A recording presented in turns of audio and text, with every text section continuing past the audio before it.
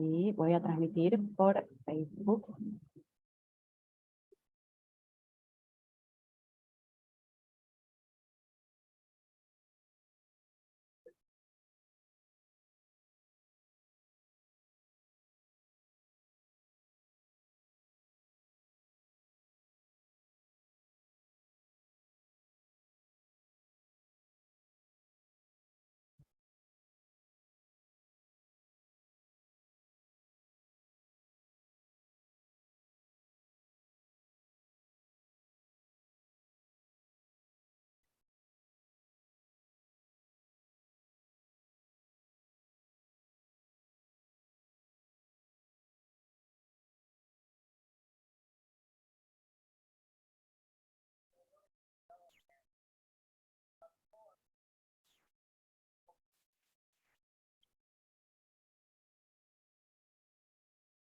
¿Pudiste yo?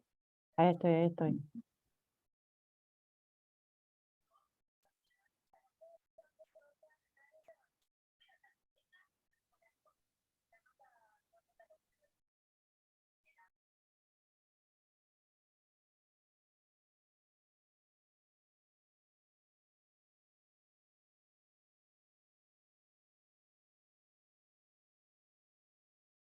Sí,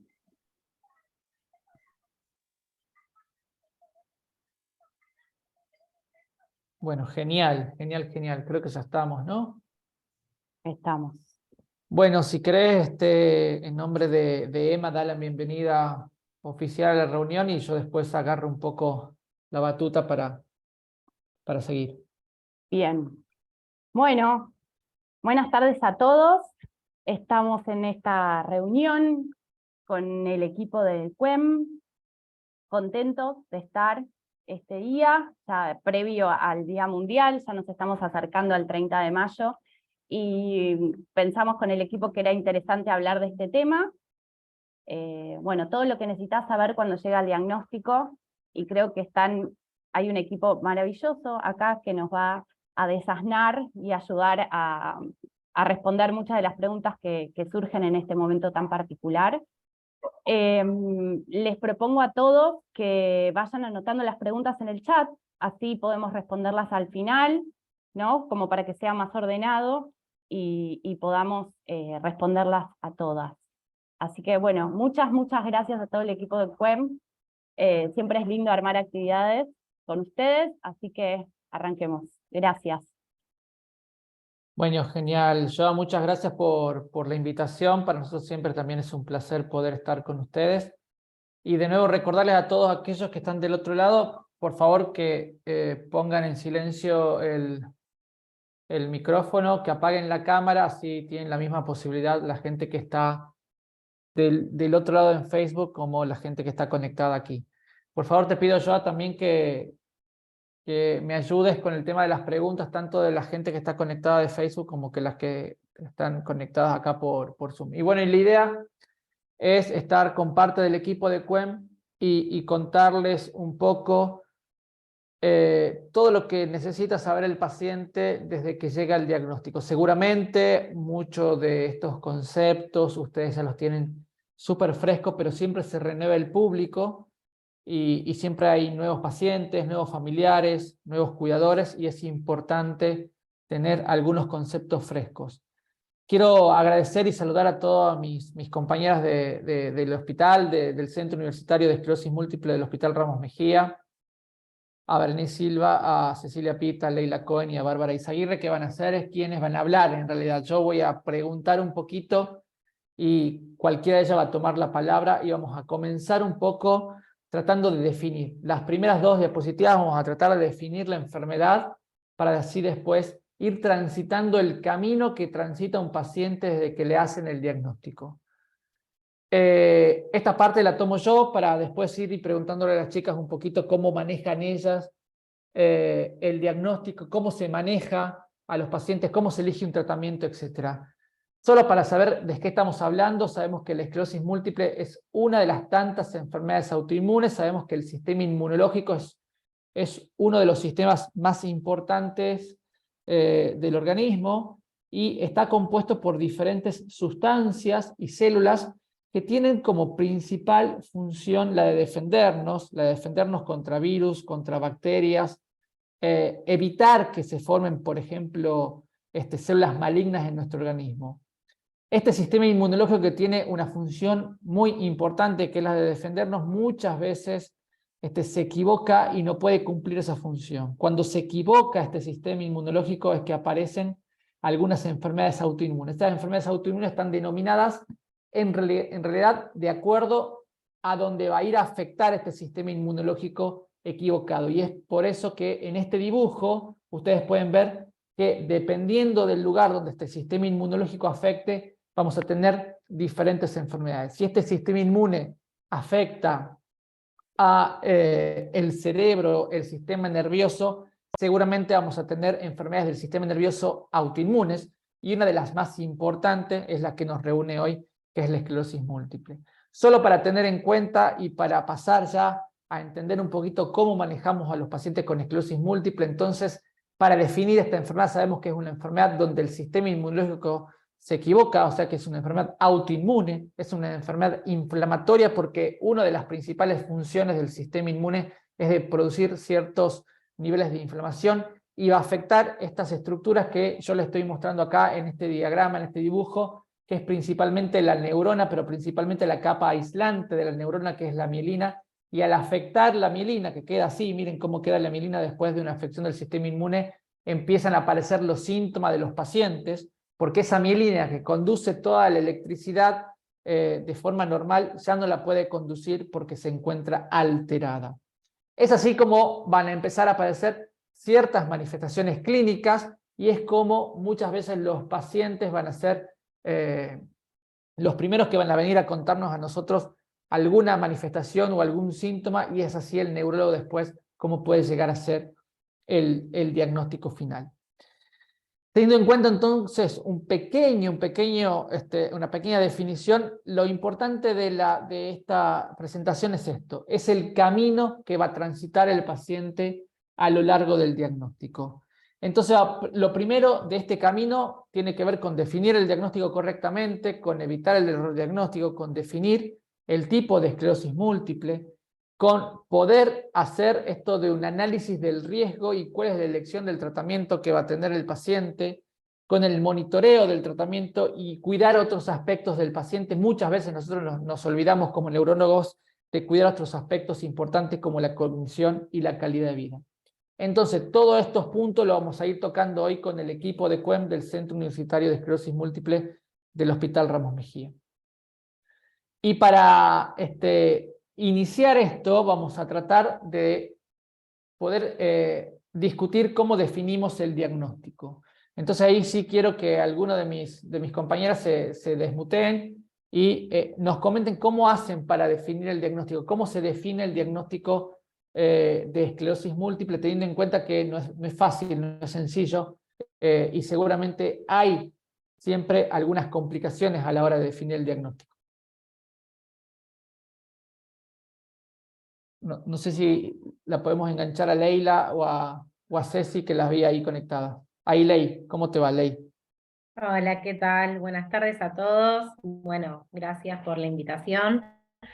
Y bueno, respondiendo un poco a esta pregunta, como decía recién Ricardo, la verdad que muchas veces poder realizar el diagnóstico no es fácil porque para esta enfermedad no tenemos un marcador específico. No es que nosotros podemos sacar sangre y buscar en la sangre alguna herramienta que nos marque y que nos diga esto es una esclerosis múltiple. Entonces, ¿qué tenemos que usar?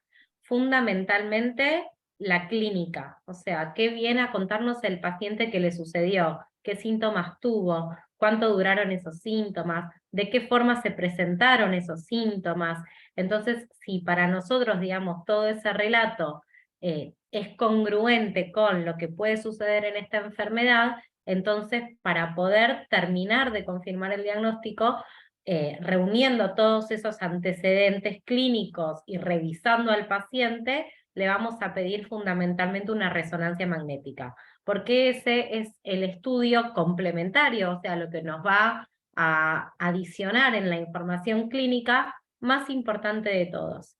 Y lo que nos va a ayudar a terminar de confirmar el diagnóstico es encontrar en esa resonancia del cerebro y en algunos casos también de la médula, o sea, de la columna, es ver lesiones que son muy características de esta enfermedad, que son lesiones en respuesta a este daño que les contaba recién Ricardo sobre la mielina.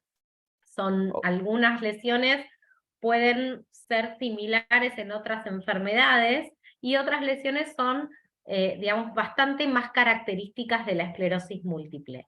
Entonces nosotros ahí reunimos información de la resonancia, de la historia clínica, y con eso podemos confirmar el diagnóstico. En muchos casos, a veces esta información no termina siendo suficiente y sospechamos en que todo puede llegar a ser una enfermedad autoinmune, neurológica, que puede ser esclerosis múltiple, pero que no nos alcanza la información que tenemos. En esos casos recurrimos a un método que es la punción lumbar. Es un método un poco invasivo, pero la realidad es que, digamos, los neurólogos lo realizamos en nuestra vida cotidiana porque, digamos, no reviste mayor complicación, se realiza con anestesia local y se saca líquido que viene como de la espalda, que es el líquido que conecta con el cerebro.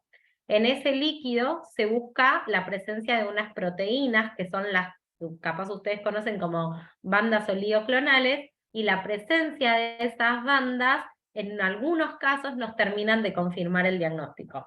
Entonces, como para resumir un poco, fundamentalmente la clínica, lo que nos cuentan que le sucedió, lo que nosotros revisamos y la resonancia. Y en algunos casos hacemos la punción lumbar.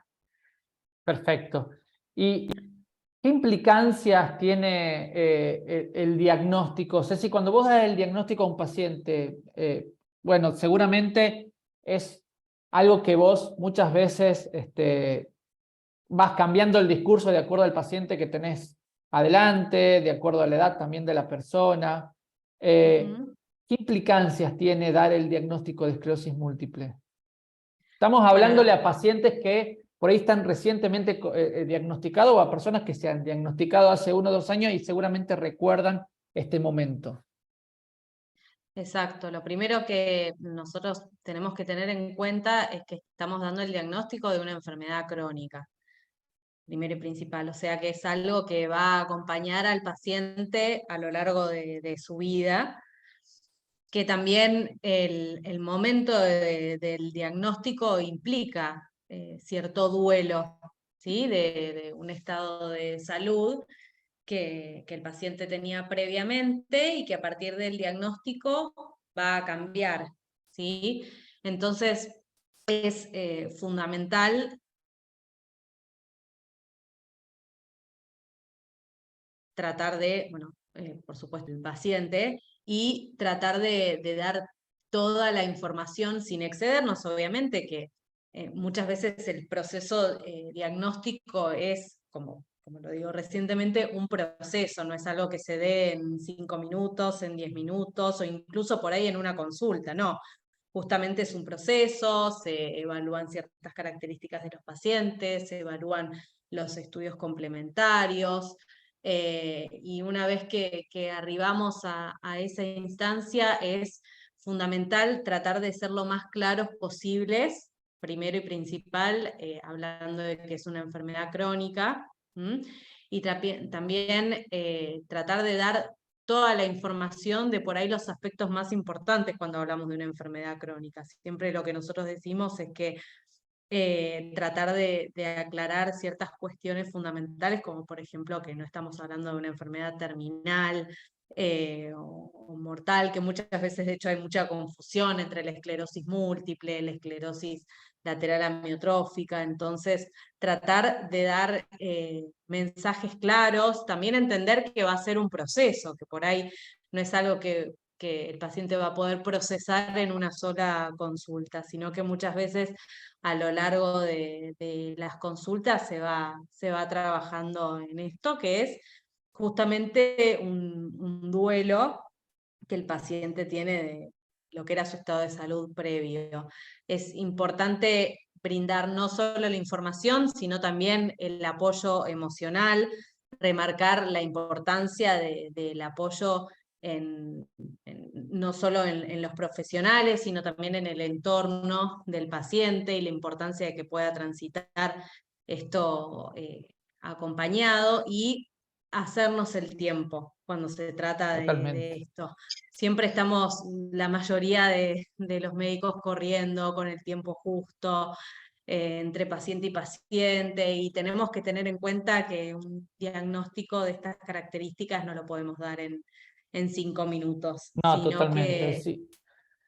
Si no tomarse el tiempo con el paciente, y seguramente si hay pacientes del otro lado, pacientes tuyos, pacientes de QEM, nosotros por ahí congelamos 1 hora y algunas veces más de 1 hora para poder ver los pacientes de primera vez y poder también dar este diagnóstico. Pero no solamente el diagnóstico es importante, sino también el error diagnóstico. ¿Qué experiencia tenés vos, Bere, con el error diagnóstico de los pacientes? ¿Es frecuente, no es frecuente? ¿Qué tal? ¿Cómo podés están? contarnos? Sí, antes de entrar en el error diagnóstico, algo que quería recalcar, que también me parece muy importante el momento de dar el diagnóstico, es que bueno, que es un momento duro, que es un balde de agua fría de dar el diagnóstico y también el paciente que lo recibe, pero sí también, digamos, remarcar que bueno, que al principio es todo un caos, todo parece un caos, pero después las cosas se van acomodando de a poco. Se van acomodando cuando uno, bueno, consigue el tratamiento, tanto el farmacológico como el no farmacológico, y consigue, digamos, acomodarse en su vida. Digamos, todo después se va a acomodar, en mayor o en menor tiempo, pero todo se va a acomodar. Ese es un mensaje también que me parece que es importante, y en particular creo que las consultas siempre lo damos, ¿no? Que en algún momento, cuando las cosas se ordenen, todo de a poco va a ir volviendo a lo que era antes, previo al diagnóstico. Y después, volviendo a tu pregunta, sí, el error diagnóstico existe, justamente por esto que estaba remarcando Leila, de que no existe un análisis de sangre que a uno le diga que tiene esclerosis múltiple, como si por ahí existe para otras enfermedades. Por ejemplo, en la NMO uno puede hacer un análisis de un anticuerpo, hay otras enfermedades minimizantes, la Sociedad de Anticuerpos Antimog, uno hace el Antimog y da el diagnóstico. Acá no hay un análisis de sangre que diga que uno tiene eso. Entonces, el hecho de que no exista nada que asegure el diagnóstico con un 100% de certeza, y que uno tenga que hacer el diagnóstico casi por descarte de otras enfermedades, hace que haya bastante error diagnóstico, y a eso nos enfrentamos bastante. ¿Y qué consecuencias podría o qué implicancias podría tener el error diagnóstico en un paciente? Bueno, implicancias puede tener muchísimas, porque imagínense que si un paciente recibió un diagnóstico y pasó por todo este proceso de duelo y de cambio en su vida, de repente tiene que volver a rebobinar eso por un lado, ¿no? Volver para atrás y empezar otra vez de cero. Más aún si encima se le indicó un tratamiento también. Y después, que si el paciente acudió a la consulta, porque se le hizo un diagnóstico errado de esclerosis múltiple, algún síntoma, algo está teniendo, que motivó su consulta con un neurólogo. Entonces, bueno, hay que ir a indagar eso, digamos. Está bien, no es una esclerosis múltiple, pero ¿qué otra enfermedad es? Entonces, es importante el diagnóstico correcto por todas estas cuestiones. Las medicaciones son también medicaciones de alto costo, la rehabilitación también es de muy alto costo y cada vez es más difícil acceder. O sea, todo es realmente muy difícil. En muchos casos hasta la pérdida laboral. O sea, es mucho el impacto que tiene, por eso es importante hacer un diagnóstico correcto. Hay una paradoja, Bere, que el estudio más importante para hacer el diagnóstico de esclerosis múltiple es la resonancia magnética. Nosotros prestamos mucha atención y los pacientes seguramente saben cuando van al neurólogo a mostrar la resonancia magnética, cómo está el neurólogo viendo las lesiones, contando el número de lesiones, viendo si hay lesiones nuevas, etc. O sea, la herramienta más importante para el diagnóstico y para el seguimiento, o una de las herramientas más importantes, es la resonancia magnética. Y qué paradoja que el error diagnóstico en la gran mayoría de las veces recae por una mala interpretación de la resonancia magnética, ¿no? Sí, exactamente. El problema que hay es que por ahí los puntitos esos blancos que uno ve en la resonancia, que son las lesiones que generan la enfermedad, son muy parecidas a muchas enfermedades. Entonces, a veces viene un informe de un especialista en imágenes que no conoce la historia clínica de ese paciente y los síntomas que tuvo, solo ve una imagen, no ve un paciente completo.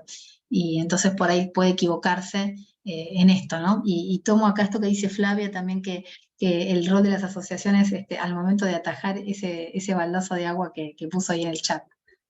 Es verdad que en ese momento es un momento, digamos, para todos muy complicado, para el paciente, para nosotros, para todos, y ustedes siempre están ahí dispuestos a atajar ese baldazo de agua. Claro, totalmente.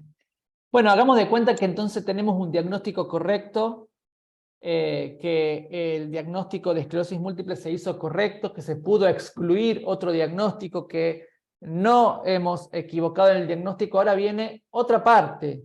La primera parte era definir el diagnóstico. Ok, nuestra paciente tiene esclerosis múltiple. La parte que sigue es, bueno, pero ¿qué tipo de esclerosis múltiple tiene? Muchas veces vienen pacientes de muchos años de evolución, de seguimiento en nuestro centro y dicen, doctor, ¿y yo qué esclerosis múltiple tenía?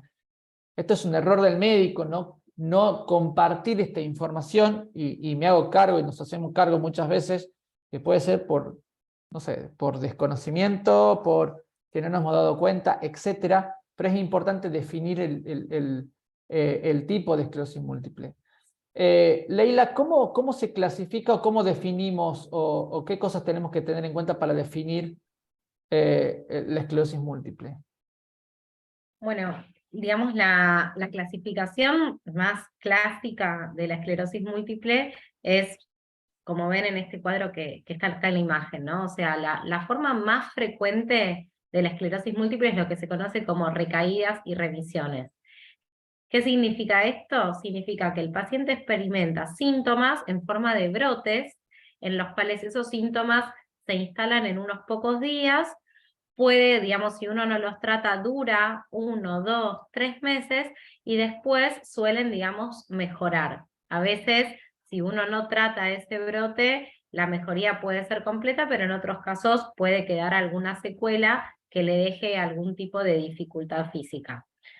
Obviamente que si uno trata el brote, que después vamos a comentar cosas de los tratamientos, uno puede evitar las secuelas y, pasado el momento agudo de los síntomas, digamos, continuar en un momento de silencio de la enfermedad. Es como que hay un periodo donde la enfermedad no parece manifestarse y después puede haber otra recaída más. Esas serían las recaídas remisiones. Síntomas que se instalan en pocos días, duran un tiempito, dejan de estar, momento digamos, de que no hay síntomas por lo menos visibles, y puede volver a haber otros brotes después. Distinto a eso están las formas progresivas de la enfermedad. La forma primaria progresiva es aquella en la cual los síntomas van apareciendo lentamente desde el principio de la enfermedad. Puede empezar a haber, por ejemplo, debilidad en alguna pierna, después en otra pierna, en algún brazo, problemas para sentir, hormigueos, pero no aparecen así de forma abrupta, sino que van apareciendo lentamente a lo largo del tiempo, y los síntomas se van como sumando, se van como agregando. Por eso, digamos, ese dibujo que muestra como esa línea en ascenso, ¿no? De ¿Y es aumento fácil de esto, síntomas. Leila, de detectarlo? ¿Es Es sencillo, así muy como lo decís? difícil, ¿O dudar? justamente Dudamos algunas veces. muchas veces dudamos. Esta forma clínica de la enfermedad yo creo que es la más difícil de todas de poder diagnosticar y de poder evitar ese error diagnóstico, porque hay muchas enfermedades neurológicas degenerativas que van produciendo síntomas similares y que se van como agregando a lo largo del tiempo y que pueden ir progresando a lo largo del tiempo. Entonces, esta forma clínica, si bien no es la más frecuente de todas, es una de las más difíciles de poder diagnosticar. Yo creo que muchas veces a lo que nos ayuda en esto es ver la edad del paciente, obviamente revisarlo y ver qué tipo de síntomas tiene, y fundamentalmente la resonancia magnética, de nuevo, poder cotejar todos esos síntomas con las lesiones típicas de esta enfermedad. Y también Después, pasa digamos, que, sí. Ley, no sé si te parece a vos también esto, de que muchas veces no es muy fácil, pero es mucho más fácil identificar un brote, identificar una recaída, ver en la resonancia magnética nuevas lesiones, que eso es lo que de alguna forma define a la forma a recaídas y remisiones, identificar la progresión, ¿no? Muchas veces qué difícil que es identificar la progresión de nuestros pacientes. ¿Cómo fallan nuestras estrategias en el consultorio en poder ser de alguna forma eficaces en detectar la progresión? Y hasta muchas veces la identificación esa viene por parte del paciente que te dice, doctora, yo hace un año yo iba desde mi casa a la casa de mi prima, que eran 10 cuadras. Iba y volvía sin ningún problema. Hace unos meses tengo que frenar una vez y hoy estoy frenando 2 veces. Ya no puedo llegar a 2 o 3 cuadras. Muchas veces estas cosas que pueden ser hasta del día a día son herramientas que nos pueden ayudar a identificar la forma clínica del paciente. No sé qué pensás. Sí, totalmente. Lo que puede suceder es que un paciente que empieza la enfermedad en una forma de recaídas, remisiones, o sea, con brotes, después de muchos años de transcurrida la enfermedad, puede pasar y convertirse a lo que se llama una forma secundaria progresiva. O sea, empieza con brotes durante varios años y después la enfermedad empieza como a cambiar en su forma clínica y en vez de haber brotes empiezan a haber como aumento de síntomas que se van agregando a lo largo del tiempo y que van generando cada vez más dificultades físicas. Eso sería pasar a una forma secundaria progresiva. Y esa transición, ese pasaje, ese momento bisagra en donde va pasando de una forma a la otra, es la más difícil de identificar, porque, digamos, mirar para atrás una historia después de bastante tiempo es mucho más fácil para la reconstrucción que identificar el momento justo. Porque no, de nuevo, no tenemos elementos hoy de marcadores que nos puedan decir este paciente está pasando a una fase progresiva. Es muy importante lo que nos traen ustedes a la consulta, porque algo que quizás pueda no ser, digamos, visiblemente una discapacidad, para el paciente puede ser una dificultad mayor, algo que no sentía antes, que ahora sí siente, y es súper importante. O sea, individualizar cada caso, conocer a cada persona y poder evaluar lo que antes una persona sí podía hacer y lo que ahora le está costando más. Digamos, cada persona es distinta, entonces uno no lo puede, digamos, poner todo en la misma vara. Así que sí, esa transición es muy difícil, pero bueno, cada vez estamos estudiando más de esto, cada vez hay como muchas más investigaciones y estamos tratando de ir encontrando las herramientas que nos ayuden, ¿no? Y no, porque también tiene que ver esto de definir el fenotipo, el tipo de esclerosis múltiple, qué tipo de esclerosis múltiple tiene el paciente, es también es una ayuda a la hora de poder elegir el tratamiento, ¿no? O sea que, de nuevo, vamos a remarcar este camino que hacemos desde el diagnóstico, primero de definir un diagnóstico correcto, la importancia que habló Berenice de no caer en el error diagnóstico, definir el tipo de esclerosis múltiple, y ahora ya vamos acercándonos a cómo elegir el tratamiento. Ceci, ¿cuáles son los factores que contemplamos, que tomamos en cuenta? Por ahí nos quedamos cortos de poner estos que estamos poniendo acá en la presentación, pero ¿cuáles son los factores que tenemos que tener en mente a la hora de definir un tratamiento? Bueno, por supuesto que son varios. Afortunadamente, en los últimos años surgieron múltiples tratamientos para la enfermedad, con lo cual no hay un tratamiento específico, no hay un mejor tratamiento, sino que están las mejores opciones terapéuticas para cada paciente, ¿no? Entonces, obviamente que vamos a considerar factores relacionados con el paciente, con la historia del paciente, si por ejemplo tiene comorbilidades como hipertensión, diabetes, ¿sí? Si es un paciente que no tiene o tiene cierta fobia, por ejemplo, a las inyecciones, por ejemplo, ya sabemos que hay ciertos tratamientos que vamos a descartar. Factores relacionados con la enfermedad, es decir, primero vamos a partir de la base de qué tipo de esclerosis múltiple tiene el paciente, también qué grado de actividad tiene, factores relacionados a la droga, fundamentalmente los riesgos, es decir, los efectos adversos que pueda llegar a tener esa droga, que en ese caso obviamente que lo vamos a balancear con el grado de actividad que tenga la enfermedad en cada paciente, ¿sí? Vamos a medir los riesgos y los beneficios en función de cada paciente en particular. Entonces, bueno, también ahí vamos a considerar la eficacia, ¿sí?, de la droga en particular, factores relacionados con el médico, por ahí hay profesionales que tienen más experiencia con determinados tratamientos o que se sienten más cómodos a la hora de indicar y de controlar determinados tratamientos o la experiencia que haya tenido cada uno, ¿sí? Y factores relacionados con el pagador, es decir, el acceso al tratamiento que pueda llegar a tener cada paciente. ¿Por qué? Porque obviamente muchas veces esto puede demorar el inicio de un tratamiento, entonces va a ser uno de los factores a considerar, ¿sí? Entre muchas otras cosas, ¿sí? Y esta decisión, ¿cómo consideras que se debe hacer? Viste que muchas veces, o por lo menos la medicina tradicional, o un poquito más antigua, era esta medicina verticalista, paternalista, donde el médico no daba opciones y se decía cuál era el tratamiento, o cuál debería ser el tratamiento. ¿Cómo lo manejás vos en el consultorio a la hora de elegir un tratamiento?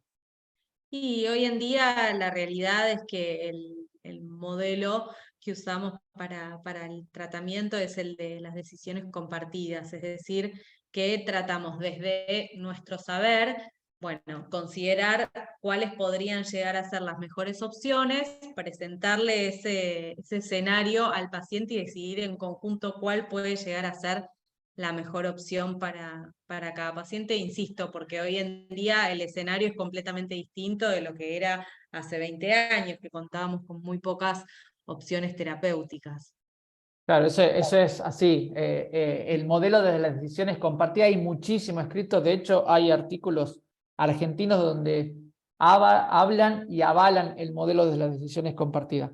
Antes de ir a mostrar los tratamientos que tenemos a disposición en Argentina y a tratar de diferenciar algunas cositas, es importante tener en cuenta esto. Es importante tener en cuenta que independientemente de cuál es el tratamiento que nosotros vamos a dar, hay que evitar complicaciones. Los tratamientos tienen su lado bueno, ¿sí? Sus pros, y también tienen las contras. ¿Qué cosas tienen que saber todos los pacientes que van a iniciar un tratamiento, que no están tratados en estos momentos y van a iniciar un tratamiento? ¿Qué cosas tienen que saber que tienen que hacer y cómo se tienen que cuidar antes de iniciar un tratamiento, Ceci?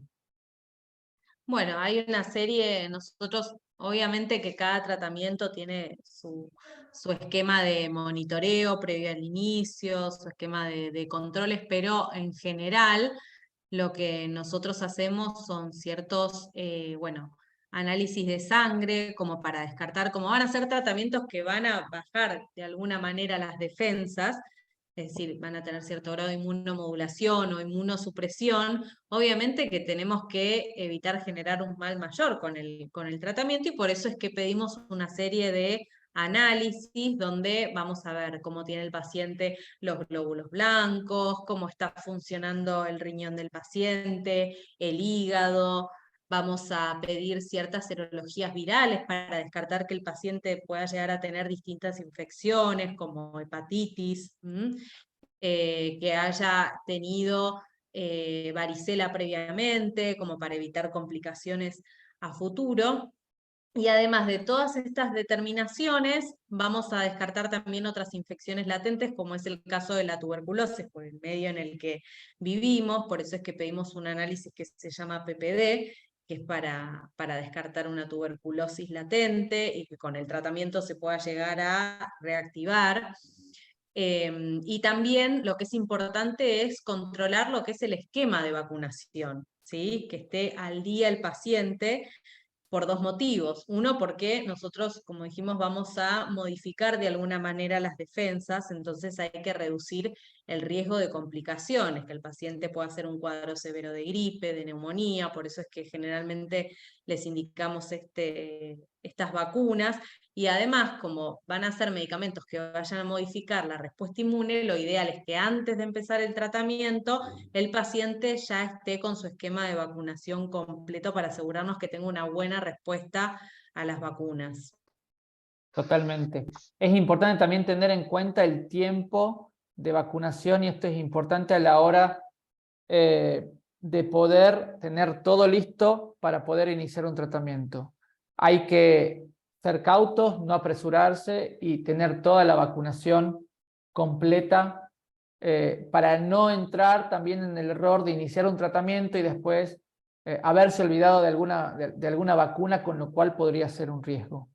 Exacto, y entender que al igual que el diagnóstico, el tratamiento también es un proceso que lleva su tiempo, que no es de un momento para el otro, que muchas veces en una sola consulta por ahí no terminamos de definir cuál es el tratamiento indicado o el tratamiento que quiere el paciente. El paciente se puede tomar su tiempo perfectamente para pensarlo, para procesarlo, y lo mismo tomarse el tiempo para poder hacer todos los estudios correspondientes, para completar el esquema de vacunación. Digamos que disponemos, no es algo urgente que hay que iniciar de un día para el otro y que es importante tomarse el tiempo como para evitar a futuro las complicaciones. Sí, totalmente es así. Otro de los puntos que tenemos que tener en cuenta antes de iniciar un tratamiento, o sea que estamos en la previa, es aquellas pacientes, principalmente las mujeres, también hay tratamientos que tienen contemplados ciertas planificaciones para el hombre, pero vamos a hablar un poquito con Berenice de planificación familiar. ¿Qué cosas tenemos que tener en cuenta a la hora de, o qué cosas tenemos que tener en cuenta tanto para iniciar un tratamiento como en aquellos pacientes que ya estén bajo algún tratamiento modificador de la enfermedad en relación a la planificación familiar? Bere, ¿qué tenés para contarnos sobre esto?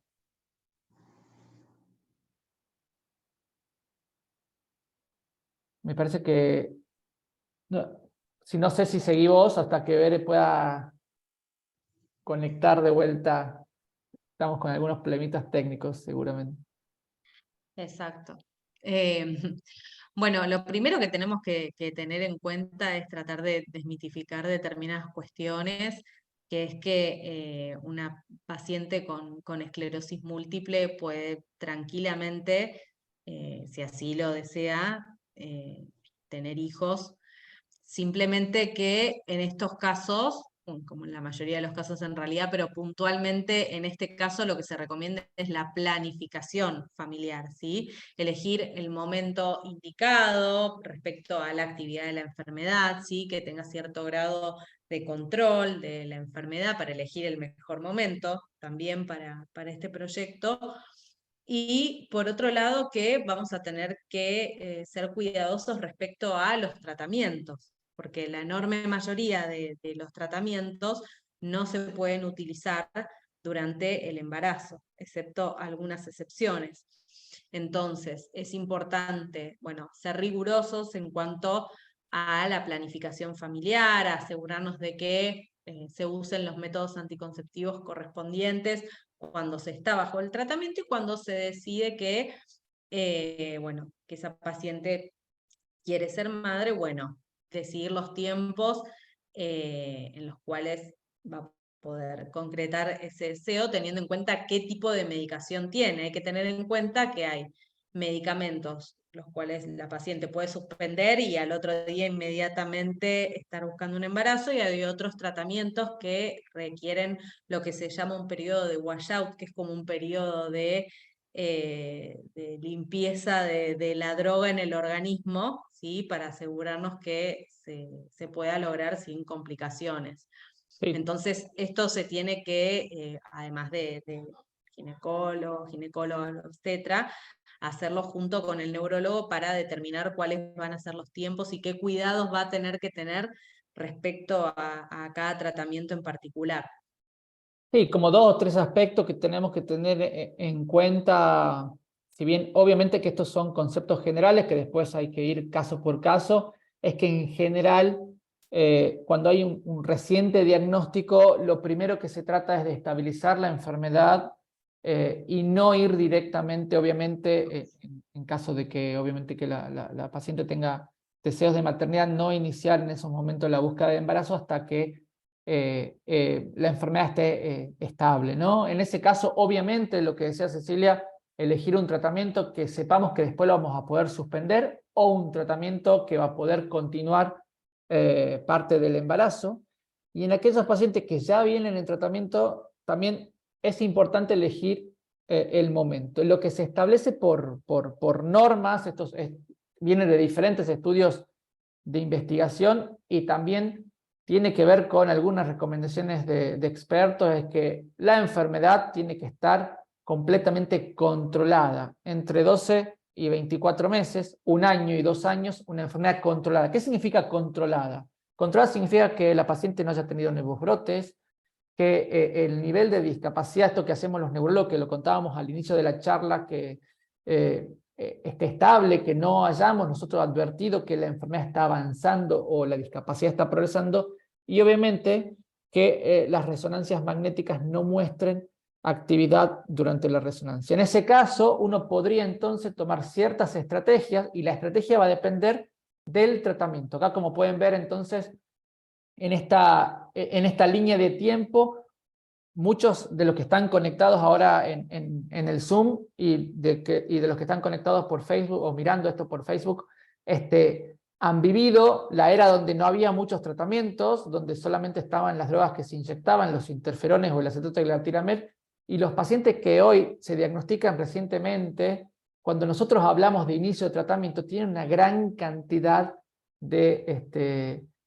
posibilidades de tratamiento, una gran cantidad de fármacos que, como decía recién, uno va a ir a elegir este fármaco de acuerdo a todas las características que comentaban hace un ratito, de acuerdo a las características de la enfermedad, de acuerdo a las características que tiene que ver de comorbilidades del paciente, la planificación familiar, las elecciones del paciente, y esto tan importante que comentaba hace un rato Cecilia, esto de las decisiones compartidas, del manejo compartido. Es uno de los puntos que es importante tocarlo. Algo a tener en cuenta, que no hablamos mucho de planificación familiar en hombres. En general no hay ciertas complejidades en cuanto a la planificación familiar en hombres. En general, la gran mayoría de los tratamientos pueden ser utilizados en cualquier momento en el que el hombre quiera planificar su paternidad, salvo por 2 tratamientos que hay que ser más cautos. Uno es la teriflunomida, que es un tratamiento oral de uso diario, en el cual seguramente en algún momento ya va a salir del prospecto esta contraindicación de que los hombres que están bajo este tratamiento deberían utilizar métodos anticonceptivos de barrera para evitar embarazo de su pareja. Y el otro sería la cladribina, que si bien no está, obviamente que no está contraindicado, así que esperar un tiempo, que el tiempo que dice Ceci, desde que se termine el tratamiento hasta que se comienza la planificación familiar, para que no haya ningún inconveniente. Salvo estos 2 tratamientos, el resto de los tratamientos no habría ningún inconveniente en relación a la planificación familiar. Y otra de las cosas importantes a tener en cuenta en relación al tratamiento, nos quedamos cortos acá, de acuerdo a cómo hemos pensado esta charla. Recuerden que es la línea de tiempo que va cursando el paciente a lo largo de su vida como paciente, y principalmente al comienzo del diagnóstico. Está el abordaje interdisciplinario, está el abordaje terapéutico por fuera del tratamiento farmacológico, y tiene que ver con todos estos actores que no lo vamos a nombrar a uno por uno, son todos más o tan importantes que el neurólogo, y cada uno de estos actores va a tener un rol protagónico de acuerdo al momento que esté transitando el paciente. Es inconcebible pensar la terapéutica de un paciente con esclerosis múltiple solamente desde el lado del neurólogo. Hay que trabajar de manera interdisciplinaria, transdisciplinaria con todos estos actores. Entonces, muy bien. Hemos definido el diagnóstico, ya hemos hablado de error diagnóstico, hemos definido el tipo de esclerosis múltiple, hemos hecho esta estratificación del riesgo, todas las cosas que tenemos que tener en cuenta a la hora de poder elegir un tratamiento, y ahora lo que tenemos que hacer es ver el monitoreo del tratamiento. ¿Qué es lo que hacemos durante el transcurso del seguimiento del paciente, para también, tanto como lo hemos hecho antes de iniciar un tratamiento, esto que nos contaba Ceci, de aplicarnos vacunas, de hacer un checklist, de ver cuáles son las infecciones prevenibles, cuáles son los análisis de sangre que tenemos que tener? Bueno, acá también viene la parte del monitoreo del tratamiento. ¿Cómo monitoreamos los tratamientos? No sé si está Leila si Leila nos quiere comentar un poquito de cómo hace ella el monitoreo de los tratamientos en el consultorio. Obviamente que acá hemos puesto algunos de los tratamientos, hay muchos más que estos, pero cada uno de estos tratamientos tienen diferentes estudios que uno debería ir haciendo. Algunos tienen que ver con estudios mensuales, otros tienen que ver con estudios trimestrales, pero lo más importante es entender que los tratamientos se deben seguir y debemos hacer un control de los fármacos. Nos ha tocado, voy a volver a la parte anterior, y vean cómo es la línea de las cosas que hacemos en el seguimiento. Nos ha tocado que vienen pacientes muchas veces que hacen 3, 4, 5, 6, 7 meses, un año que no hacen ningún control. ¿Qué tenés para decirnos, Ceci, de esto, del monitoreo del tratamiento?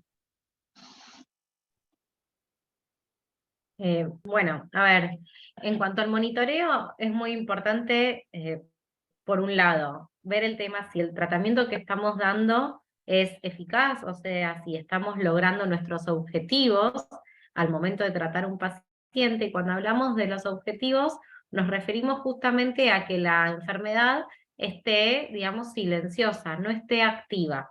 ¿Y cómo logramos saber eso? Bueno, es muy importante los controles periódicos en el consultorio. Cuando el paciente viene, probablemente cada 3 meses al consultorio, nosotros vamos a preguntarle si experimentó algún síntoma nuevo, si, digamos, cómo está viviendo en su día a día, si tiene alguna dificultad. Vamos a revisar al paciente y en base a ese examen vamos a poder identificar, digamos, si la discapacidad aumentó o no, y si hubieron o no nuevos síntomas que se puedan considerar recaídas. Tanto la presencia de recaídas como el aumento de la discapacidad son considerados digamos, como actividad de la enfermedad. Si nosotros vemos que no hubieron síntomas nuevos, no hubieron recaídas nuevas, el examen físico que realizamos en la consulta lo vemos que siempre se mantiene igual, entonces parte de nuestros objetivos del tratamiento se están cumpliendo. Otra pata para poder evaluar esta situación es la resonancia magnética, que generalmente, digamos, si no hay nuevos síntomas, la resonancia magnética se hace una vez por año. Y que la resonancia magnética no tenga nuevas manchitas blancas, o que esas manchitas blancas no muestren signos de inflamación activa, como puede ser que realcen con el contraste, entonces ese es otro elemento que nosotros vamos a utilizar para decir estamos cumpliendo con los objetivos. Esa es una parte del monitoreo, o sea, evaluar la efectividad del tratamiento que estamos dando. Y la otra parte es algo evaluar interesante la ahí, seguridad. Ley, que, Sí. perdón que te interrumpa, que ha ido cambiando No. el concepto del monitoreo y esto de, obviamente, ser cada vez más proactivos con respecto al monitoreo, y es cómo vamos también incorporando algunas estrategias, ¿no? Antes solamente se hacía la escala del EDCS, esto que utilizamos, que es el examen físico traducido, llevado a una escala para definir cuál es el puntaje, cuánto hemos ido incorporando, y muchos de nuestros pacientes y de los pacientes que visitan otros centros, como el médico, la médica ha ido incorporando la prueba de las 9 clavijas, la prueba de la marcha, cuando lo hacemos caminar en algún pasillo amplio para ver cuál es el tiempo que determina, y cómo estos estudios, cómo estos aspectos del examen físico nos han ido demostrando que son útiles para ser llevados a la práctica y también para considerarlos en el seguimiento. Y algo interesante es el tema de la resonancia que nombrabas vos. Y es algo que también los mismos pacientes nos preguntan, porque han ido cambiando algunos conceptos de seguimiento y hoy no es necesario, y es algo importante también mencionarlo, el aplicar gadolinio o el contraste, eso que se le aplica por vena a los pacientes para realizar la resonancia magnética. No es necesario aplicar contraste o gadolinio durante el seguimiento. O sea, sí en la fase del diagnóstico, sí en la resonancia que vamos a tener como la resonancia basal a la hora de poder tenerla después para compararla con resonancias futuras, pero ya en las resonancias estas anuales que vas comentando vos, ya no es necesario la aplicación del gadolinio. Me parece que es algo interesante también, porque también disminuye de alguna forma la carga de todo lo que tiene que ver el seguimiento, el tratamiento y el monitoreo de la enfermedad, ¿no?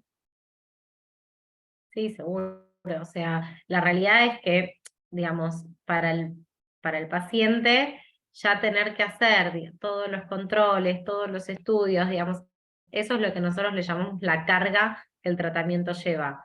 Y la realidad es que obviamente todo es más cómodo y fluye más cuando podemos disminuirle esa carga al paciente.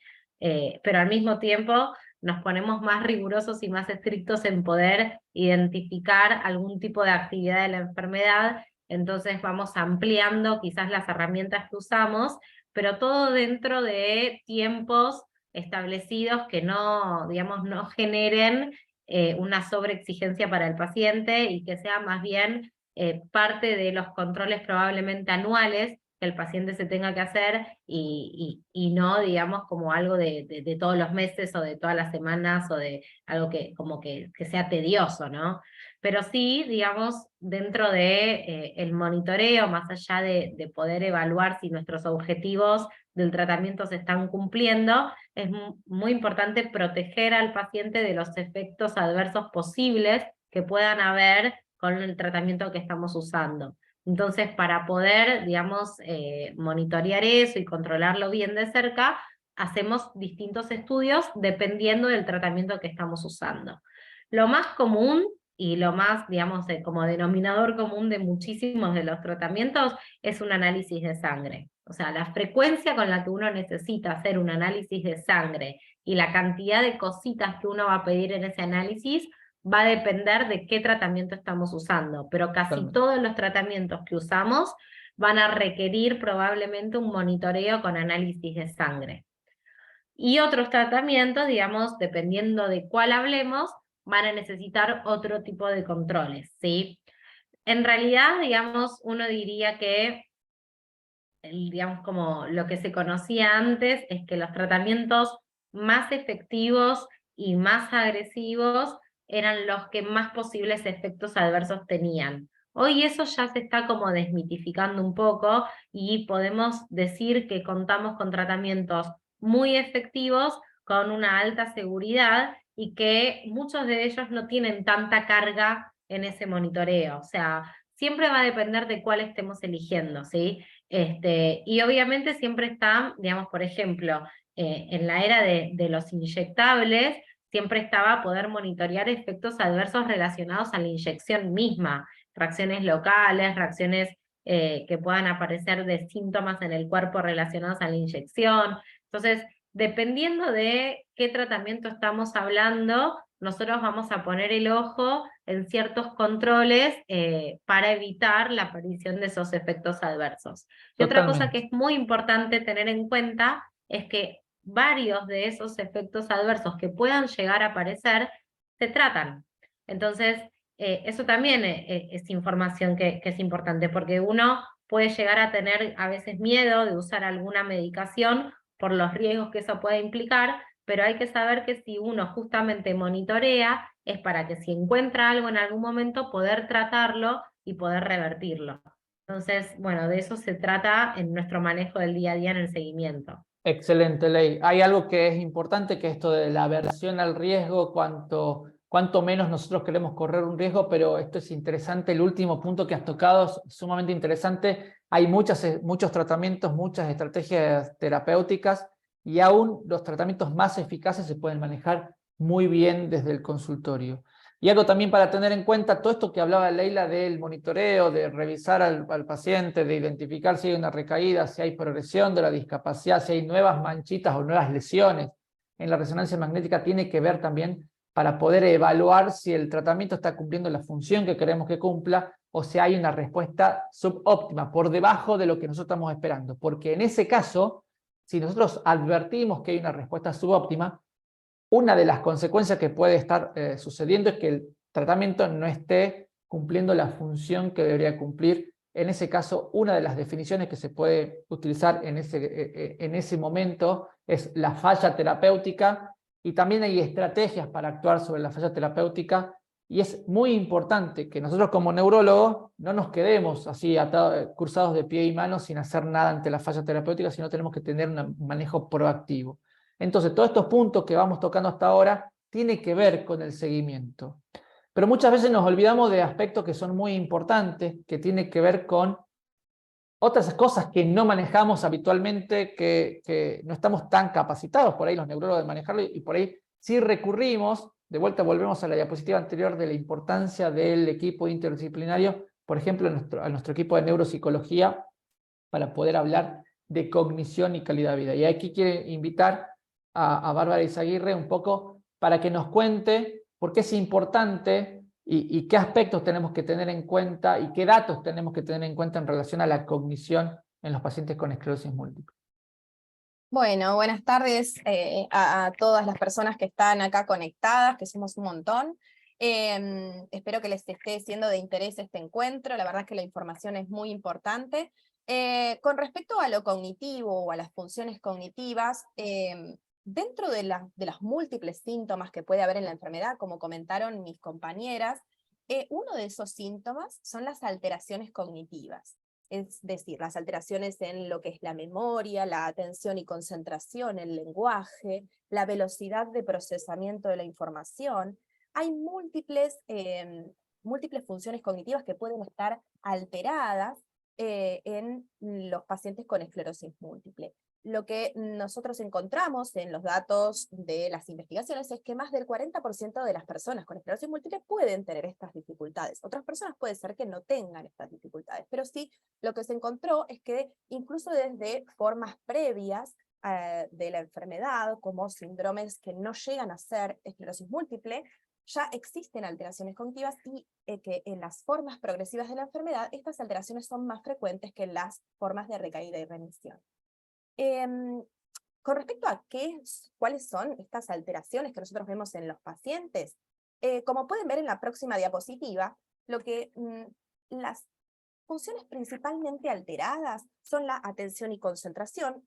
Podemos encontrar que nos cuesta por ahí prestar atención a cosas o que estamos más distraídos, ¿sí? También en la velocidad de procesamiento, hacemos las mismas cosas que solíamos hacer, pero las estamos haciendo más lento de lo que antes las solíamos hacer. También puede haber alteraciones en la memoria, podemos tener olvidos, nos podemos olvidar algunas cosas que nos cuentan, aunque después cuando nos dan un poco de ayuda, ahí vuelven las cosas. O también nos podemos olvidar cosas que tenemos que hacer. Por ejemplo, planificamos hacer algo mañana, ir a comprar cierta cosa mañana, y resulta que si no nos anotamos eso, no lo hacemos, ¿sí? También puede haber dificultades en la fluidez verbal, como que uno siente que no encuentra las palabras cuando está hablando, y entonces eso le dificulta más comunicarse. También puede haber dificultades para organizarnos, ¿sí? Que nos cueste más tiempo llevar adelante tareas que antes hacíamos habitualmente. Esto tiene un impacto en general en la vida diaria, ¿sí? Tanto las personas que estamos trabajando, ¿sí? Que puede ser que esto aparezca en nuestros trabajos, y que entonces eso haga que se nos dificulte un poco más el día a día. También puede ser en las actividades del hogar. Muchos de ustedes tienen familias y muchas veces esto repercute, por supuesto, en las relaciones con sus familias, con sus hijos, con sus parejas. Es muy importante considerar estas alteraciones porque a simple vista todas las personas con esclerosis múltiple son personas jóvenes, son personas en plena etapa productiva, y estas dificultades pueden interferir mucho en la vida diaria, ¿sí? Si es que aparecen. Entonces, por eso es muy importante considerarlas, porque el impacto que generan en la calidad de vida muchas veces es más fuerte que las cuestiones físicas de la enfermedad. Esto es lo que se encontró en las investigaciones, ¿sí? Que las dificultades cognitivas impactan peor sobre las actividades, por ejemplo, laborales y otras actividades diarias que las dificultades físicas de la enfermedad.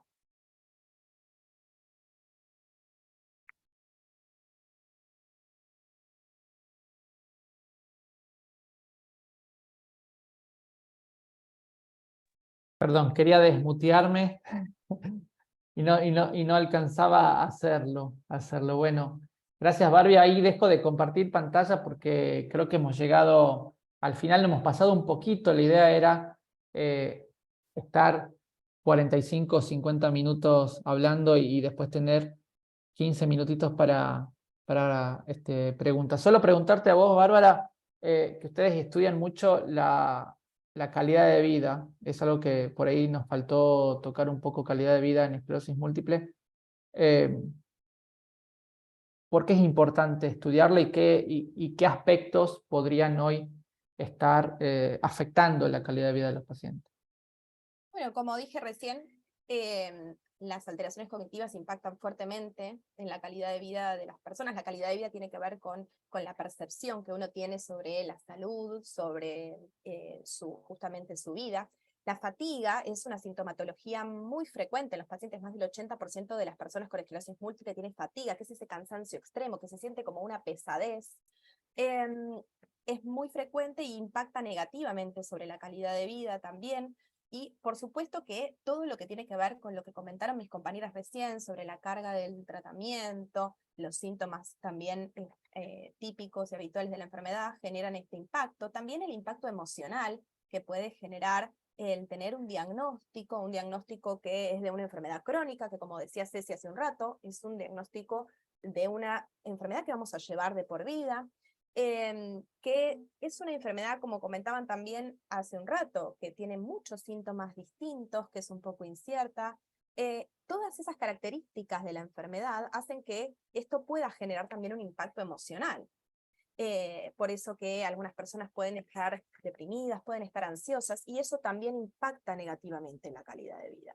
Es por eso que el equipo interdisciplinario, en este caso, es fundamental, porque como es una enfermedad que tiene 1000 caras, es muy importante que pueda haber personas que sepan de todas estas distintas caras para poder acompañar al paciente. Y por supuesto siempre tiene que haber alguien que pueda armar, digamos, que pueda reorganizar esa información para que los pacientes se sientan contenidos, que sepa a dónde derivar, que sepa qué es lo que sería lo más adecuado para cada paciente en cada momento y en cada etapa de la enfermedad. Y de esa forma poder reducir, digamos, el impacto que tiene en la calidad de vida. Lo que nosotros, digamos, como profesionales tratantes, nuestro objetivo siempre es mejorar la calidad de vida, ¿sí? Eso en todos los casos. Tenemos distintas herramientas para hacerlo desde las distintas profesiones, ¿sí? Pero el objetivo final siempre es que el paciente tenga una mejor calidad de vida. Bueno, muchas gracias, Bárbara.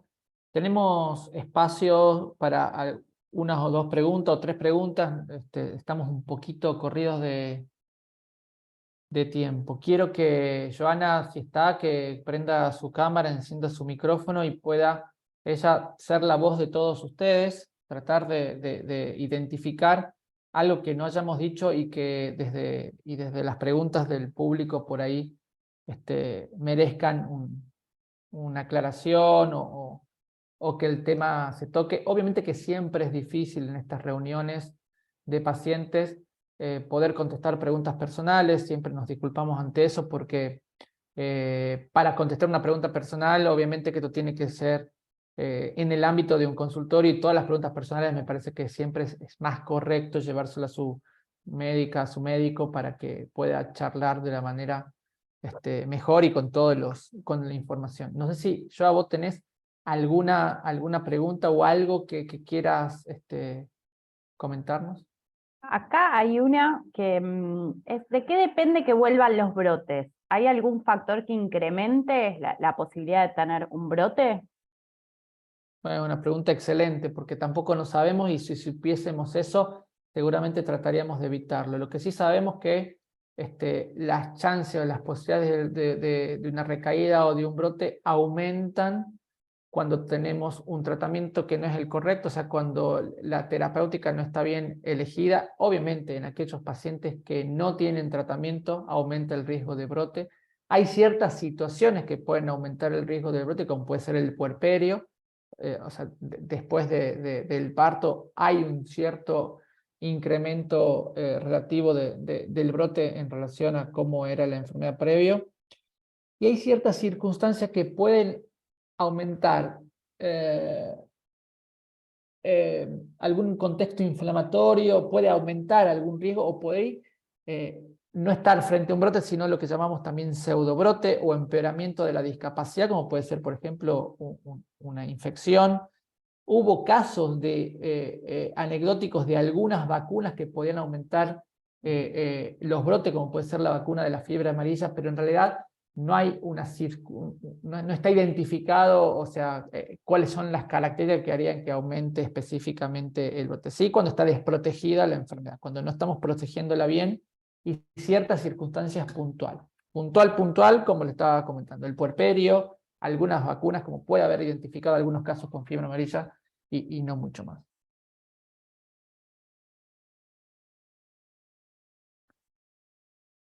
Bien, hay otra más.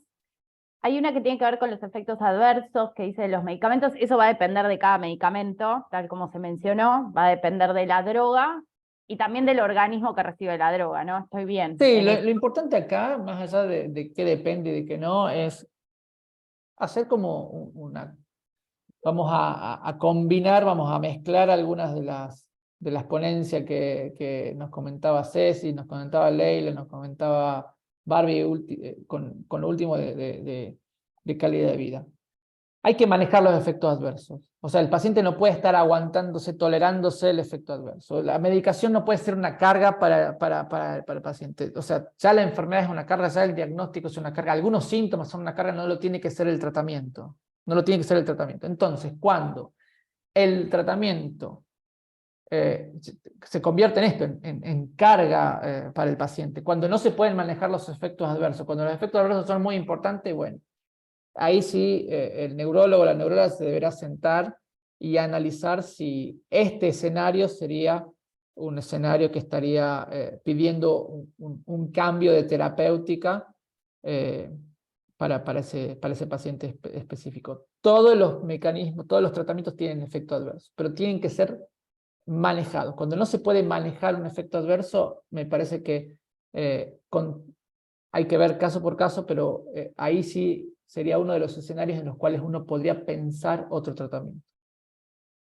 Bien, y es muy importante que cuando haya estas situaciones de no sentirse cómodos con el tratamiento, de sentir que no pueden sostener la adherencia, hablarlo con el médico. No, totalmente. Acá es tener ese espacio de poder comentárselo. Los médicos no son adivinos. Esto es algo que tienen que entenderlo del otro lado. No somos adivinos. Este es un feedback, un ida y vuelta constante. Se tiene que generar cierta empatía entre el paciente y el médico de los dos lados.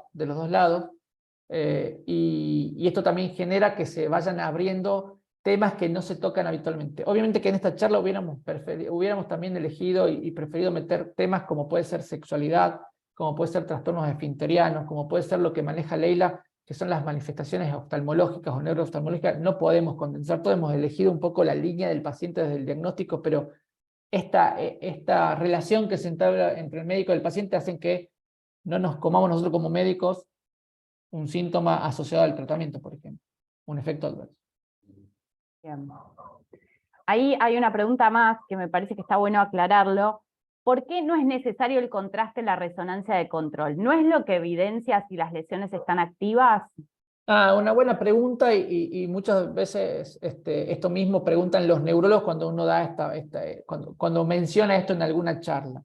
Es sumamente importante. Una de las formas de darnos cuenta que hay una lesión nueva es aplicando contraste a la resonancia, y es la forma de identificar una lesión nueva.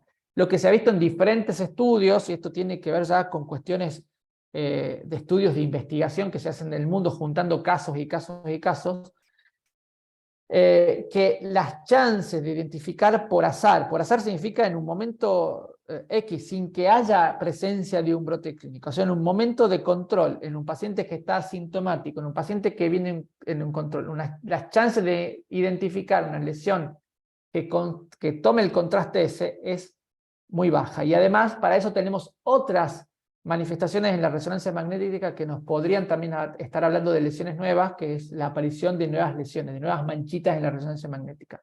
O sea que, teniendo ya otras herramientas por las cuales nos podemos dar cuenta que hay actividad en la resonancia magnética, y además sumado que las chances de identificar por azar una lesión que contrasta Gadolinium en el seguimiento en un paciente asintomático es sumamente baja, es que no se considera hoy ser rigurosos con el tema de dar contraste. Y además también, hoy todavía está un poco en discusión, hay ciertos estudios que han mostrado que podría no ser tan seguro aplicar contraste durante muchos años en resonancia en forma repetitiva. Hoy eso sí todavía está en debate, porque se cree que ese contraste se puede acumular en el cerebro, en ciertas áreas específicas del cerebro, y de alguna forma podría llegar a ser nocivo.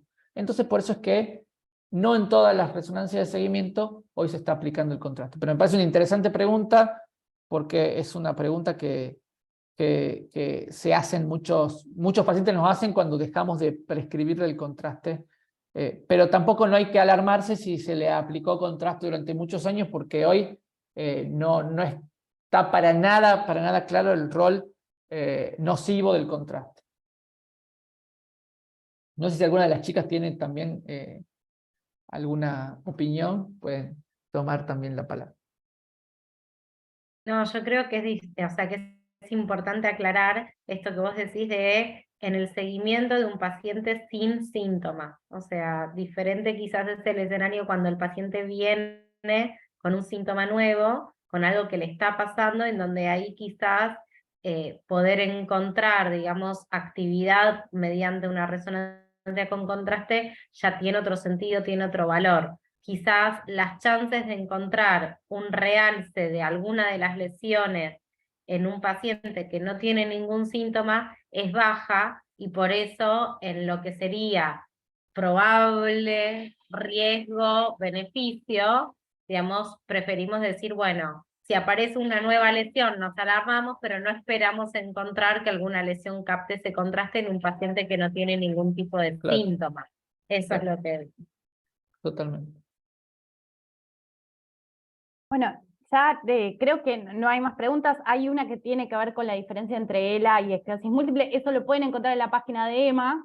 Son dos Perfecto. enfermedades diferentes y aparece algo de síntomas. Ahí me parece importante, y voy a insistir con esto, que hablen con su médico tratante, esto que mencionaron de qué importante es generar un vínculo, poder contarle estos síntomas que aparecen, porque hay estrategias para el manejo de síntomas, y bueno, y es este equipo que mencionaban, que pueda acompañar todo este proceso.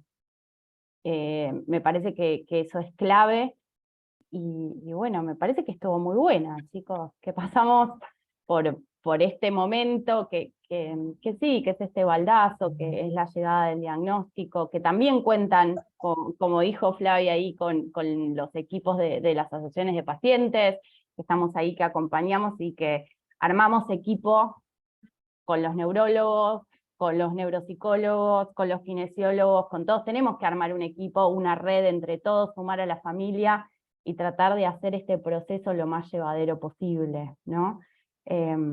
Súper importante tener información confiable, por eso es que armamos estas charlas y nos parece tan importante que poder llegar a muchos y que queden grabadas. Queda grabada esta charla, la van a encontrar en el canal de YouTube para poder revisarla. A veces se nos pasan cosas, fue mucha información, pero bueno, está disponible para volver a escucharla, para ir avanzando y ver ese punto que interesa y que quieren repasar. Y bueno, y está todo este equipo maravilloso acá en Buenos Aires, disponible para acompañar esto y para hacer este proceso más amigable. Así que bueno, muchas gracias por esta charla. Bueno, muchas gracias a vos, a todos los que estuvieron conectados acá en el Zoom, y a los que también pudieron estar conectados ahora en vivo en Facebook. Bueno, gracias a todas mis compañeras por las excelentes disertaciones, explicaciones. Creo que los pacientes se van contentos con toda la información que hemos podido brindar. Y déjame que comente esto, porque después van a estar recibiendo información por las redes sociales, por las redes de EMA, por las redes de Alcem y por las redes de QUEM. Vamos a hacer una jornada presencial. La idea es que todos nuestros pacientes o los pacientes de otros centros con esclerosis múltiple y familiares que quieran acercarse a QUEM para charlar un poquito, vamos a hacer una jornada presencial para hablar de algunos aspectos que no hablamos habitualmente, que tiene que ver también con el manejo día a día, y esto va a ser en el Hospital Ramos Mejía, que es la sede de QUEM, el 3 de junio a las 11 de la mañana van a estar recibiendo, todos los pacientes que quieran participar van a estar recibiendo un link a través de las redes sociales donde se tienen que inscribir, porque obviamente es necesario saber con cuántas personas vamos a contar para poder dar una mejor organización y también armar el catering, las cosas que tienen que ver con la parte administrativa. Así que bueno, los esperamos a todos. El 3 de junio a las 11 horas en el Hospital Ramos Mejía van a estar invitados todos y van a estar recibiendo una invitación por parte de las redes sociales donde se pueden inscribir para ir ese día al hospital. Bien, perfecto. Y aprovecho entonces, ya que estamos, meto el chivo. Durante la semana que viene, ¿sí? Desde el 29 hasta el 2 de junio va a haber charlas todos los días, 1 horita, vamos a ir hablando sobre distintos temas a través del canal de YouTube. Así que todos los que se quieran sumar están más que invitados. Y bueno, muchas gracias a todos, a todo este equipo, a todos los que estuvieron escuchando esta charla, y bueno, los esperamos para las próximas. Muchas gracias. Muchas gracias por el espacio y sobre todo la importancia de buscar la información en el lugar correspondiente, porque hoy en la época de Google por ahí la gente va, busca y no todas las fuentes de información están chequeadas cuando uno busca por internet. Entonces la importancia del espacio como para poder brindar la información y como siempre saber que cada historia y cada paciente también es distinto y que no es una enfermedad que es igual en todos los pacientes, sino que cada paciente tiene su historia. Tal cual, sí, es verdad. Bueno, ¿sí? Ahí se desmutió Ley, dije, va a decir algo No, más. iba a saludar. Gracias a todos por estar. Y bueno, acá estamos nosotros también a disposición para lo que necesitan. Bueno, estamos. Gracias por la Muchas participación, gracias. por quedarse. Gracias a todos. Besos. Chau, Gracias por- chau. Que le había salido mal. Claro, porque dijo que estaba muy flaco.